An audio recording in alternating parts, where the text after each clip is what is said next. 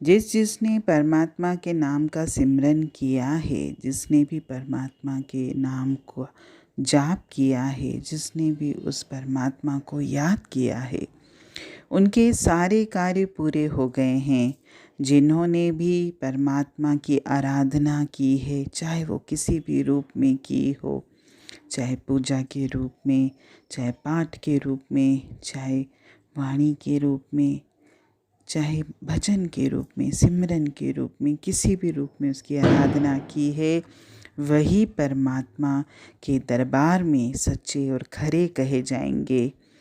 सब सुखों का खजाना उस परमात्मा के चरण हैं, जो उन चरणों से जुड़ गए, इस विकराल भवसागर से पार हो गए। जिन्होंने भी हरि चरणों की ओट ले ली, उन्हें परमात्मा की प्रेम भक्ति प्राप्त हो गई। उन्हें माया की अग्नि में जलना नहीं पड़ा। उनके हृदय में विद्यमान झूठ नष्ट हो गए। उनकी सारी दुविधाएं दूर हो गईं, संशय भ्रम सब नष्ट हो गए और वे पूर्ण सत्य से भरपूर हो गए। वे मन में उस पार ब्रह्म को धारण करके उसकी सेवा में लग जाते हैं और जिन पर वह दाता दया कर दे, उनके तो महीने, दिन, मुहूर्त, हर घड़ी, हर पल सब के सब शुभ और सुखदायी हो जाते हैं। इसीलिए हर मनुष्य को उस परमात्मा से हर पल यही प्रार्थना करनी है कि हे परमात्मा, मुझे अपनी शरण में ले लो, मुझे अपने दर्शन बख्श दो।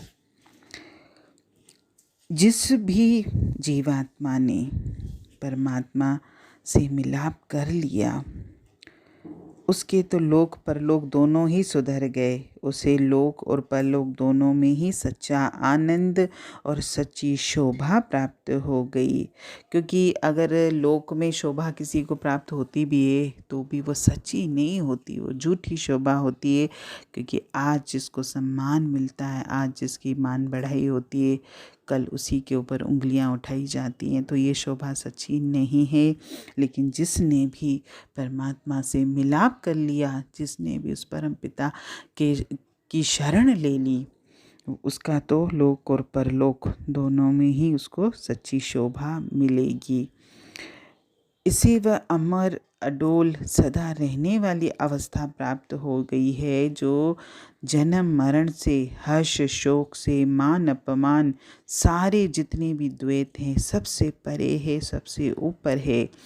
वो जीवात्मा इस भवसागर से पार हो गई और आवागमन के बंधनों से सदा के लिए मुक्त हो गई। लेकिन केवल वही जीवात्मा जिसने परमात्मा से मिलाप कर लिया है। उस जीवात्मा को तो जब वो परमात्मा से मिलाप कर लेती है, जब उस परम शक्ति का अनुभव करती है, तो उसको ये एहसास होता है कि उस परमेश्वर की महिमा कर सकना संभव नहीं है। क्योंकि उसकी महिमा का तो कोई गुणगान कर भी नहीं सकता, क्योंकि हमारी जिह्वा में तो ताकत भी नहीं है कि हम उसकी महिमा का गुणगान कर सकें। और जब जीवात्मा उस परमात्मा से मिलाप कर लेती है, उसको अनुभव करती है, उस परम ज्योति को महसूस करती है, तो उसे ज्ञान हो जाता है कि उसके इस जीवन में, यानी सृष्टि में भी कोई भी कार्य परमात्मा किसी के लिए भी, या परेशान करने के लिए, या किसी को दुख देने के लिए, जो कि हम संसार में करते हैं ना, कोई कोई हमारा कार्य ऐसा होता है जिसका कोई मतलब नहीं होता, खाली हम दूसरों को परेशान करने के लिए करते हैं। तो कभी भी हमारे मुखों से निकलता है, अगर कभी प्रकृति में कोई विपदा आती भी है, कोई बात आती भी है, तो हम कहते हैं कि परमात्मा ने ये कार्य किया। नहीं, अगर वो कोई बात होती भी है तो ज़रूर उसमें कोई हमारे लिए ही भला होता है, लेकिन हमारी मूढ़ बुद्धि उसको जान नहीं पाती। लेकिन जब जीवात्मा उस परमात्मा से मिलाप कर लेगी, तब उसको ये एहसास हो जाएगा कि प्रभु के किसी भी कार्य में कोई स्वार्थ, कोई लोभ कुछ नहीं होता। वो जो कुछ भी करता है शुद्ध प्रेम से और दया के भाव से करता है, क्योंकि सारी आत्माएं उसी के अंश हैं। तो सबके प्रति उसका प्रेम और दया का ही भाव है।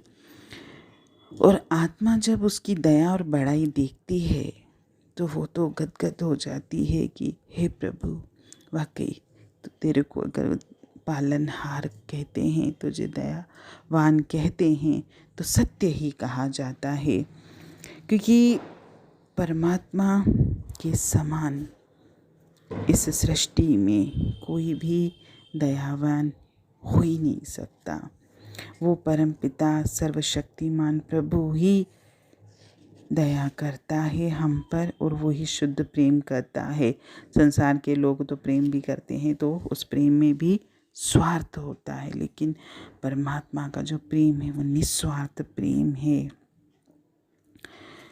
जीवन में रोजवाणी भी हमको ये बताती है, रोज ही लगभग ये बात निकलती है कि संसार के कार्य बेशक करिए, संसार के कार्य भी मुझे परमात्मा ने ही सौंपे हैं, मुझे करने हैं। और परमात्मा ने जो भी कार्य इस देह को दिया है उसको भी बहुत अच्छे से निभाना है। ऐसे भी नहीं कि मुझे उन कार्यों को छोड़ देना है, लेकिन वो देह के कार्य हैं, देह के कार्य देह को करने दीजिए और अच्छे से करने दीजिए।